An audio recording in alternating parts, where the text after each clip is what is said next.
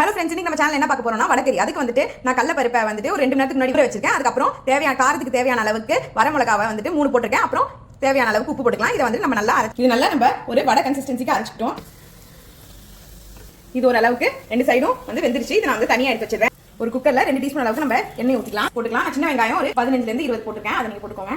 Ready பெரிய வெங்காயம் கூட குட்டி குட்டியா சாப் பண்ணி நம்ம போட்டுக்கலாம். இப்போ பட்டை, கிராம்பு, ஏலக்காய், பிரியாணி இலையும் போட்டுக்கிறேன். இது காரத்துக்கு ஏற்ற அளவுக்கு பச்சை மிளகா போட்டுக்கோங்க. நான் 2 பச்சை மிளகா போட்டுருக்கேன். ஜிஞ்சர் கார்லிக் பேஸ்ட்டும் போட்டுக்கலாம். இது கூடயே நம்ம தக்காளியும் போட்டுக்கலாம்.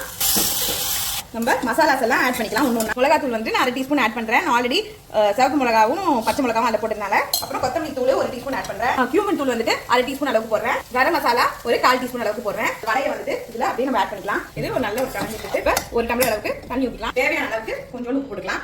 மூடிட்டு ஒரு விசில் வச்சுட்டு நம்ம எடுத்துட வேண்டியதான். இப்போ ஒரு விசில் வந்துச்சு, நான் நிறுத்திட்டேன். கேஸும் ரிலீஸ் ஆயிடுச்சு. டேஸ்டான வடகறி ரெடி ஆயிடுச்சு. இது நீங்களும் ட்ரை பண்ணிட்டு உங்க கமெண்ட்ஸ் எங்களுக்கு சொல்லுங்க. தேங்க்யூ.